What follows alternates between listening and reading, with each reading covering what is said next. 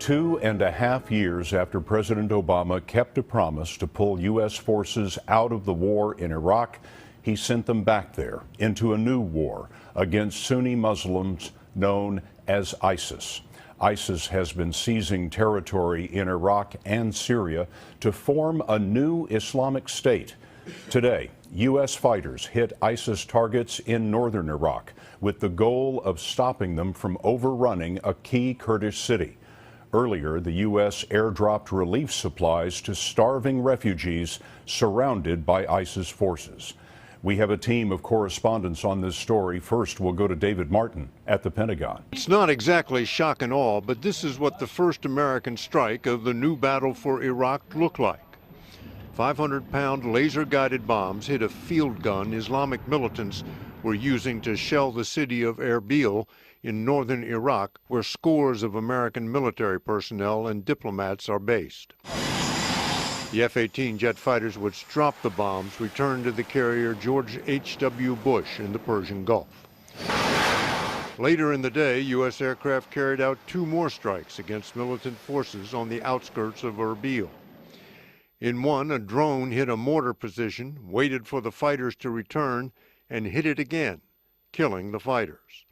In the other, 4 F-18s each dropped a bomb on a convoy, then came back for a second pass, dropping 4 more bombs. The militants are known as ISIS, but are in essence the successors to al-Qaeda in Iraq, and they have caught everyone by surprise with the effectiveness of their attacks and swiftness of their advance. Tens of thousands of civilians have fled their homes, and the Pentagon now estimates 35,000 are stranded on a mountain surrounded by militant fighters. More airdrops are expected tonight to keep the refugees from starving or dying of thirst. Last night, the Air Force dropped enough food and water for only 8,000 people. But some of the pallets cannot be accounted for and may have missed the drop zone. Getting the refugees off the mountain could require more U.S. airstrikes to help Iraqi or Kurdish forces establish a safe passage corridor through militant lines. American warplanes dropping bombs on Iraq used to be an everyday occurrence, and it appears to be starting again. Scott? It's the threat to Erbil that moved the president to action. Last night, he explained what the U.S. military would and would not do. Major Garrett is at the White House for us. Major? Scott, the president built his political profile and captured the White House in part because of his opposition to the Iraq War. Mr. Obama has now become the 4th consecutive commander-in-chief to order U.S. military action in Iraq. The mission is limited in scope: protect Americans in Iraq and deliver aid to those ethnic minorities trapped on Mount Sinjar. We can act carefully and responsibly to prevent a potential act of genocide. That's what we're doing on that mountain. The president is not contemplating ground forces.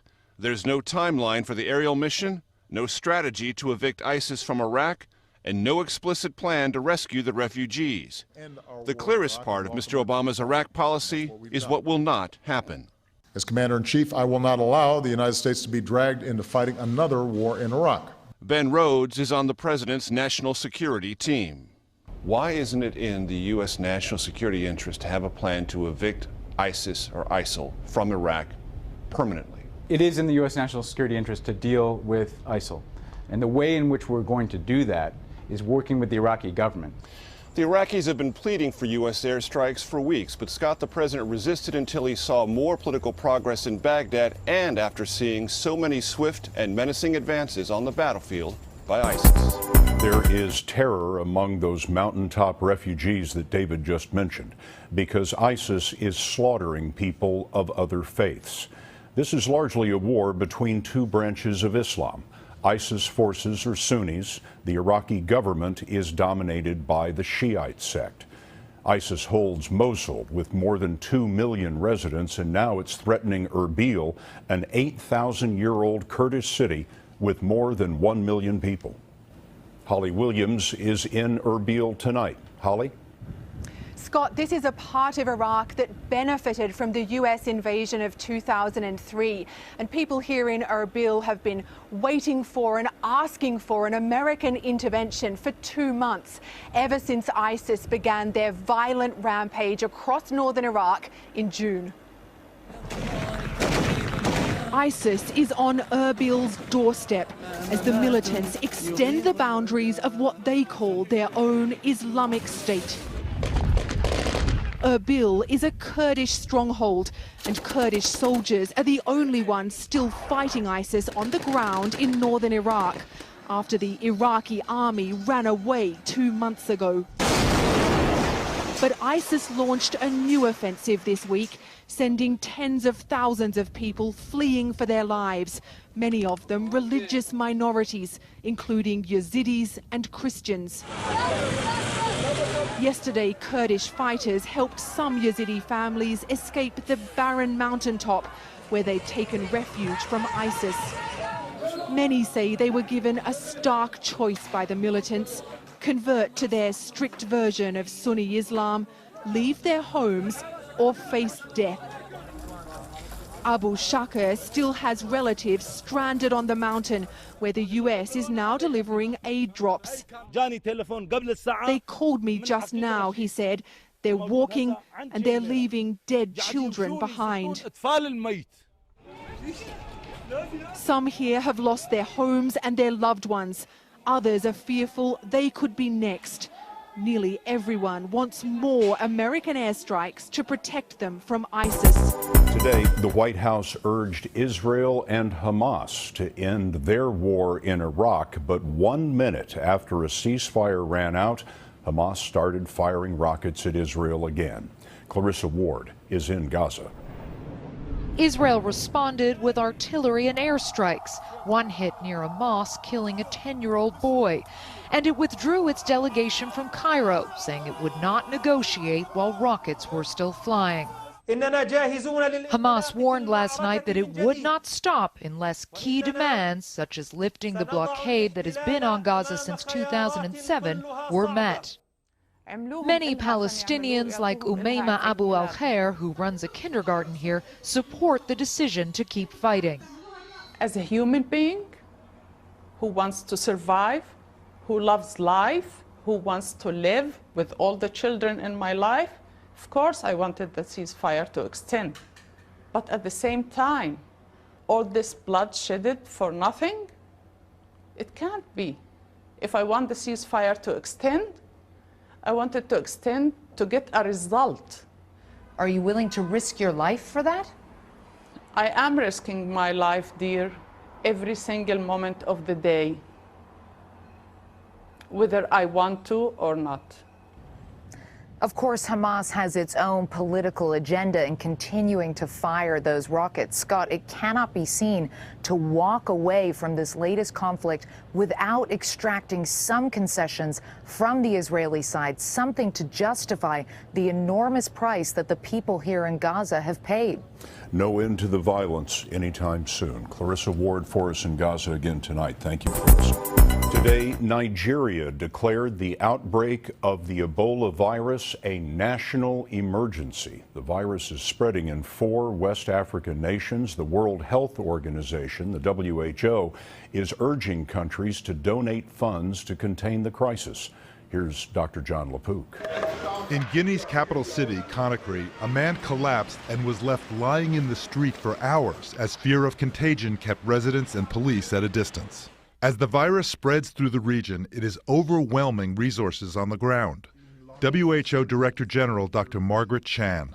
Our collective health security depends on support for containment operations in these countries. The first 49 cases were reported on March 23rd, and by June 10th, it was already the biggest outbreak ever. Since then, the rate of new cases has accelerated, more than quadrupling to 1,779 as of today. The 2 infected Americans remain in isolation at Emory University Hospital. Dr. Kent Brantley released a statement saying he is getting stronger every day. Nancy Reipold's husband, David, spoke from Monrovia, Liberia, to a small group of reporters. I spoke with my son earlier this afternoon, said that she was doing some better. I was just really pleased to hear that. I asked if he was still in Liberia because of concern he too may have become infected with Ebola. Yeah, I'm taking my temperature every day and reporting that, and just waiting through the incubation period to make sure that I'm not infected, let's say, by that. I asked David Reipel, if the time comes when you're finally able to be in the same room with Nancy with no restrictions, what is the first thing you're going to do? He responded, what would you do? I'm going to give her a big kiss. Tonight, Baltimore is taking a drastic step to fight crime by tightening a curfew.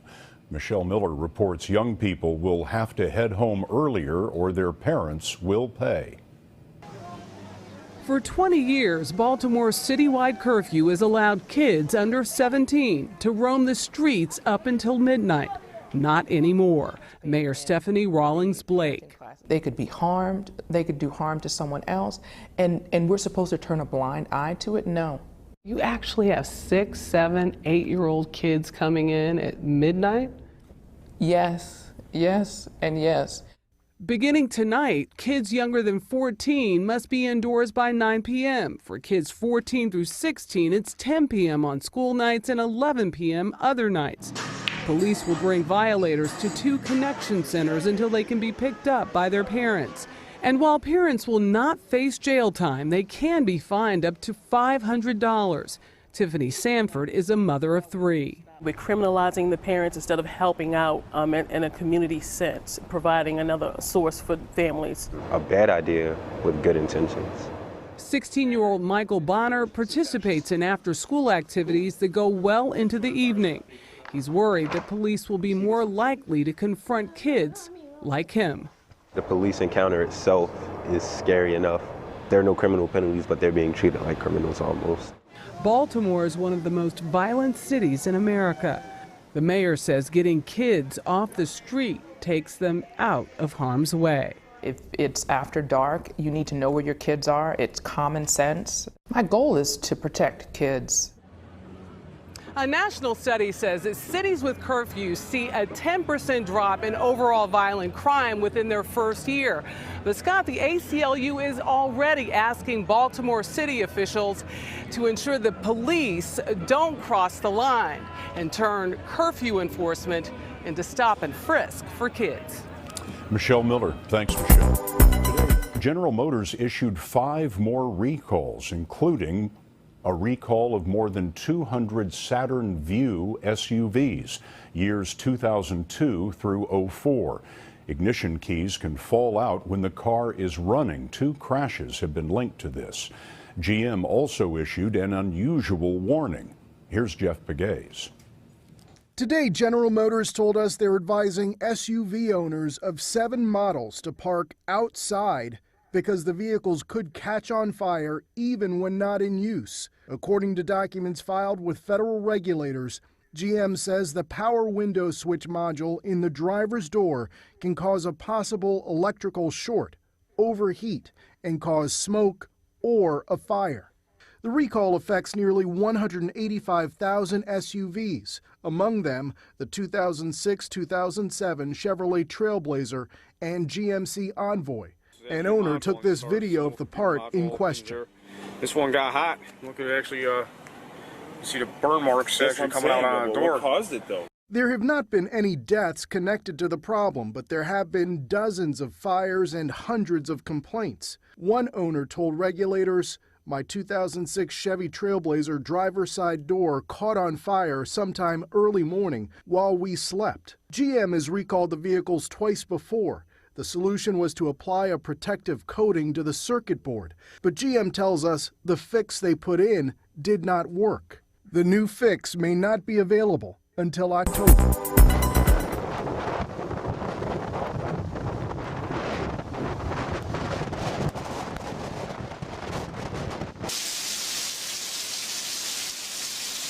So what we're asking everybody to do is do what we've done so far. We have not had major injury reports. We have not had casualty reports because everybody is working together, and I thank you.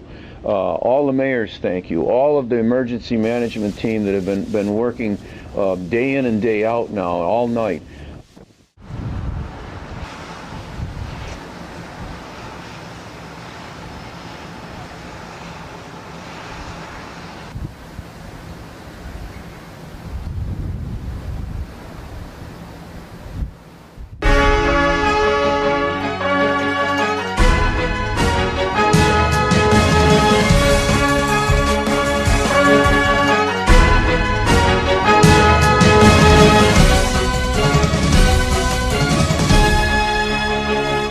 Russia's imposed food bans on several countries in retaliation for their sanctions on Moscow.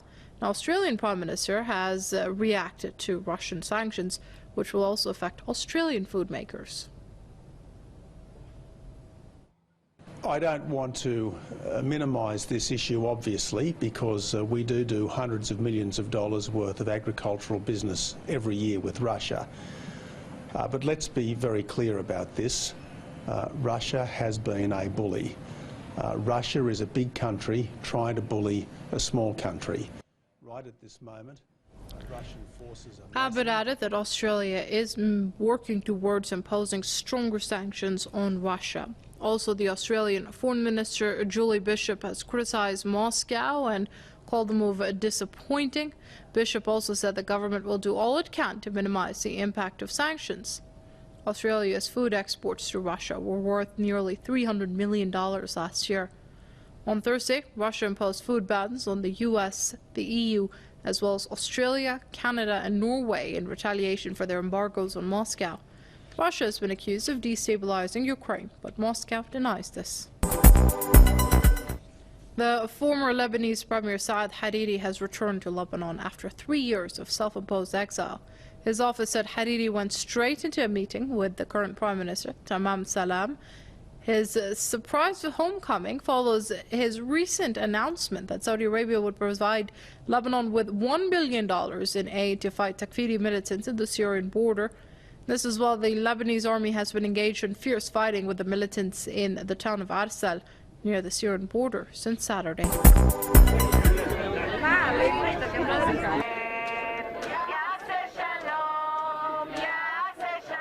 There's evidence everywhere you look. I go by evidence. It's supported by people who would like nothing more, not only to not see an Israel on the map, but to not see a single Jew in the world. They've openly stated it. That is a definition of genocide, and what they're trying to do is commit genocide. Yeah, look at the numbers.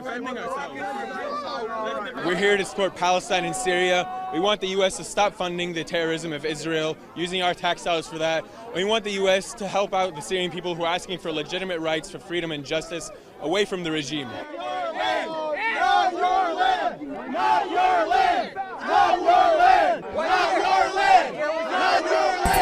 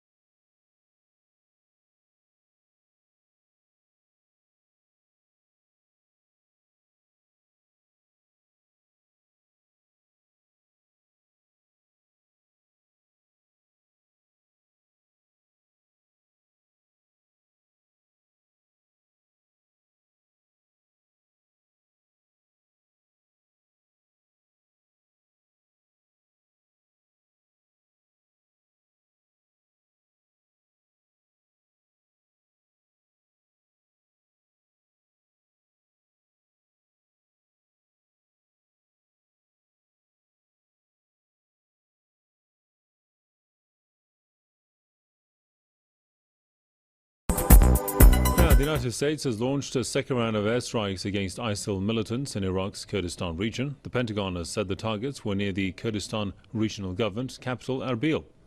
A number of ISIL Takfiri Ba'athist insurgents were reportedly killed in the attack, which used 8 laser-guided bombs. The first round of the U.S. air attacks was conducted earlier on Friday. The U.S. says it hit ISIL after the Takfiris shelled Kurdish forces defending Erbil, where U.S. personnel are stationed. Washington also says it will hit ISIL again if it threatens U.S. interests in Iraq. Meanwhile, the White House has conditioned military support for Iraq in its campaign against ISIL on Baghdad, forming a new inclusive government.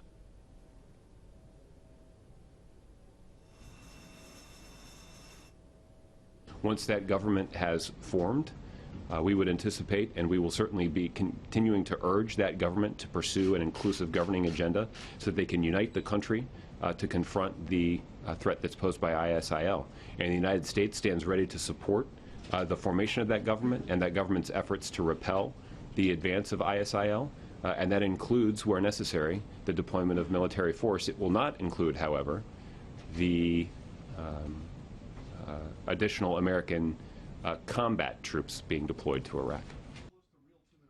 Pretty close. Alta, first of all, tell us more about the targets attacked. How significant were they?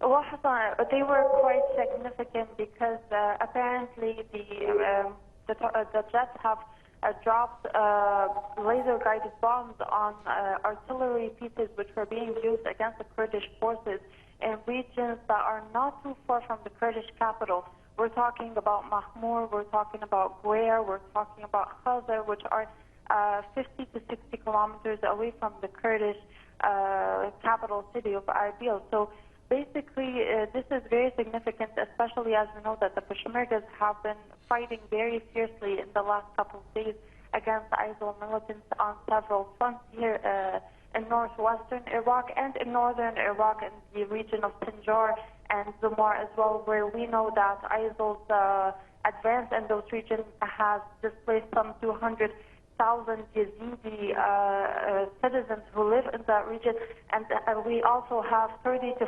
40,000 other Yazidis currently stranded on Sinjar Mountain without any food or water.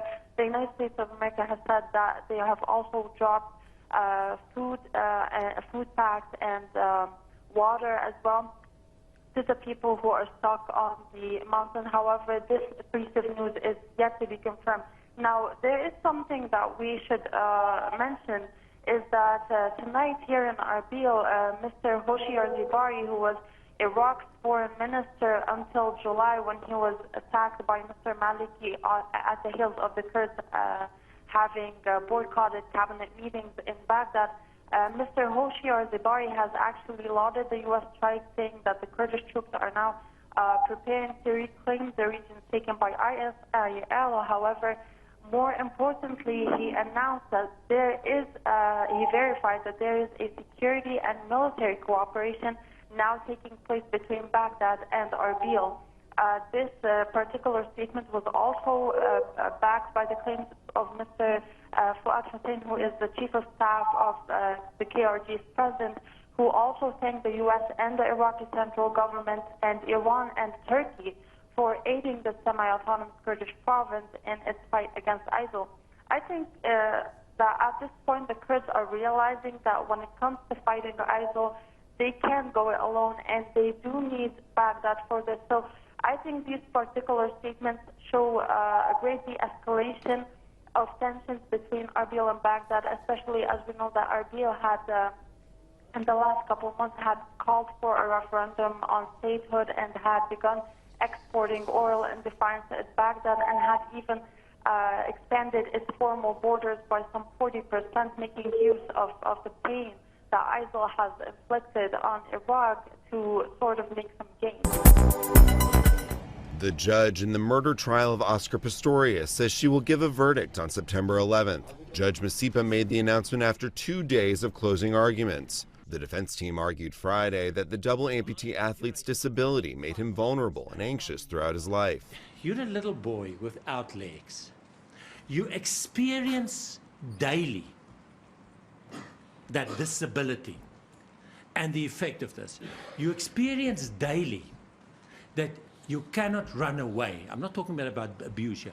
You know, I cannot run away. I cannot run away.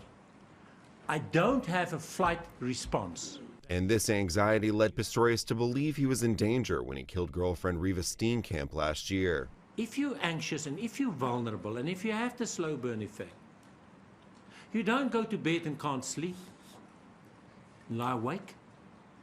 But the moment you confront it with danger or perceived danger, it comes to the fore. On Thursday, the prosecution urged the judge to dismiss Pistorius' entire story as an elaborate lie and to convict him of premeditated murder, a charge that carries a sentence of 25 years to life in prison. South Africa does not have trial by jury, so the athlete's fate will be decided by the judge. Pistorius pleaded not guilty to murder as well as 3 separate firearm charges.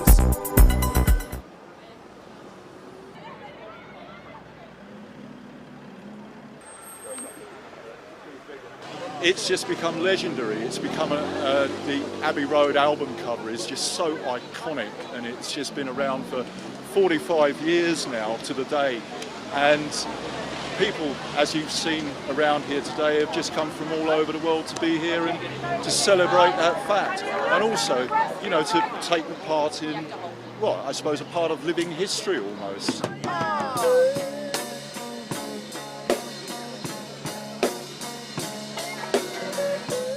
Yes, I am a fan of Beatles and especially John Lennon, but I love the Beatles and have always done it since for 10 years old. And I'm born in 1969, so I born the same year.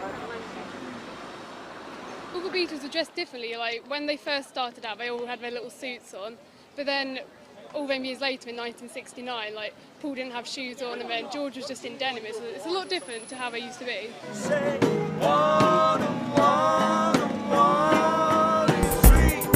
Finally.